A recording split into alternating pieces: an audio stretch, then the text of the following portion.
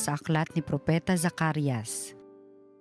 Sinabi sa akin ng Panginoon, ganito ang sabihin mo, sabik na akong ipadama sa Jerusalem ang aking pagmamahal at ang puot ko'y nag-aalab laban sa mga dumuhagi sa kanya. Babalik ako sa Jerusalem at maninirahan uli roon. Ito'y tatawaging lungsod ng katotohanan at ang bundok na itinalaga sa akin ay tatawaging banal na bundok. Hahaba ang buhay ng mga taga-Jerusalem. Marami na uling makikitang matatandang babae at lalaking nakatungkod na naglalakad sa pangaplasa at lansangan. Ang mga lansangan ay mapupuno ng mga batang naglalaro. Aakalain ng mga natira sa Israel na mahirap itong mangyari. Sabihin mong sa akin ay walang hindi mangyayari. Ang mga anak ng aking bayan na natapon sa mga lupain sa silangan at kanluran ay ililigtas ko at muling ibabalik sa Jerusalem. Sila ay magiging bayan ko at ako ang magiging Diyos nila. Ako at sila'y mananatiling tapat sa aming tipanan. Ang salita ng Diyos. Panginooy mahahayag kapag Sion ay natatag. Ang lahat ng bansa sa puon ay takot, maging mga hari sa buong sinukob. Kung iyong itayong pamuli ang Sion, ika'y mahahayag doon, Panginoon. Daing ng mahirap ay iyong diringgin, di mo tatanggihan ang kanilang daing. Panginooy mahahayag kapag Sion ay natatag. Ito'y matitiktik upang matunghayan ng sunod na lahing di pa dumaratal. Ikaw nga, o poon, ay papupurihan. Mula sa itaas, luklukan mong banal, ang lahat sa lupa'y iyong minamasdan. Iyong dinirinig ang pagtataghuyan ng mga bilanggong ang hatol ay bitay, upang palayain sa hirap na taglay. Panginooy mahahayag kapag Sion ay natatag. At ang mga anak ng iyong mga lingkod mamumuhay namang panatag ang loob, magiging matatag ang kanilang angkan, sa pag-iingat mo sila ay tatagal, anupat ang iyong ngalay mahahayag sa Sion, o poon ika'y ibabansag, pag ang mga bansa ay nagsama-sama sa banal na lungsod upang magsisamba. Panginooy mahahayag kapag Sion ay natatagan. Ang mabuting balita ng Panginoon ayon kay San Lucas. Noong panahong iyon, bumalik na tuwang-tuwa ang 72. Panginoon, sabi nila, kahit po ang mga demonyo ay sumusunod kapag inutusan namin sa ngalan ninyo. Sumagot si Jesus, nakita ko ang pagkahulog ni Satanas mula sa langit, parang kidlat. Binigyan ko kayo ng kapangyarihang tumapak sa mga ahas at mga alakdan at yumurak sa kapangyarihan ng kaaway. Walang makapipinsala sa inyo. Gayunman, magalak kayo, hindi dahil sa suko sa inyo ang masasamang espiritu, kundi dahil sa nakatala sa langit ang pangalan ninyo.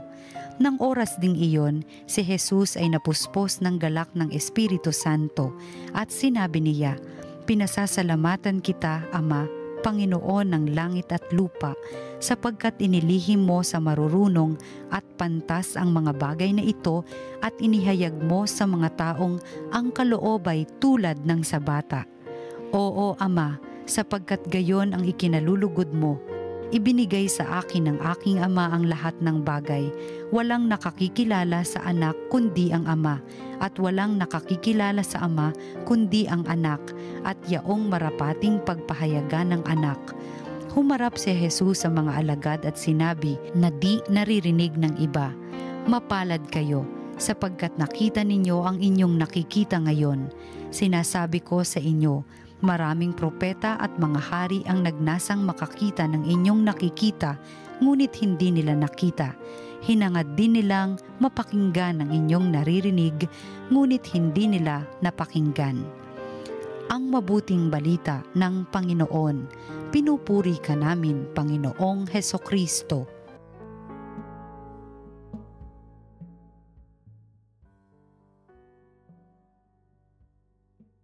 Mga kapanalig, narinig po natin ang mabuting balita para sa ikalawang araw ng Oktubre at ngayon po ay ang kapistahan o ang ating paggunita sa mga anghel na tagatanod, ang mga banal na anghel na tagatanod. Sa Spanish ata dati ang tawag nila dyan ay Anghel de la Guardia o our guardian angel. At ngayong Lunes ng ika-26 na linggo sa karaniwang panahon ay maririnig natin sa Ebanghelyo ngayon dalawang magandang mensahe. Una ay tungkol doon sa mga bata na sila'y dakila dahil sa kanilang kababaang loob. At yung pangalawa na nga ay tungkol doon sa mga anghel. Unahin po natin doon sa mga anghel, yung mga guardian angels. Sa atin pong pananampalatayang Kristiyano-Katoliko, tayo po ay naniniwala sa anghel, no? Kung wala mang Santa Claus, makakasiguro po kayong meron namang mga angels, no? Kaya't ito ay hindi lamang kathang isip, bagkus ang banal na kasulatan, ang Biblia, ay punong-puno ng mga pagkakataon kung saan ipinapadala ng Diyos na manlilikha ang mga anghel bilang sugo, bilang tagapagbalita, at isa na nga rito ay bilang tagapagbantay. Napakaganda pong isipin na ang Diyos ay nagpapadala sa atin ng tagabantay, tagatanod, hindi tayo pinababayaang mag-isa. Kapag hindi nyo mahal ang isang tao, ay pabayaan nyo siya, pabayaan nyo siyang mapahamak, no? Ngunit dahil sa pagmamahal ng Diyos para sa atin, ay nagtalaga siya ng mga banal na anghel na ating tagatanod, na siyang nagbabantay, na siyang tumutulong para sa atin. Hindi lamang tumutulong, ngunit malamang nananalangin din para sa atin. Sapagkat sabi nga ng Panginoon sa Ebanghelyo ngayon na nasa langit ang ating mga anghel na tagatanod ay laging nasa harapan ng Diyos Ama sa langit.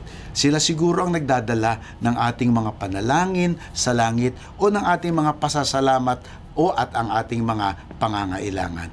Kaya nga po, every so often mga kapatid, ay wag po nating i-take for granted, bagkus ating dadasalin din ang ating panalangin to the guardian angels.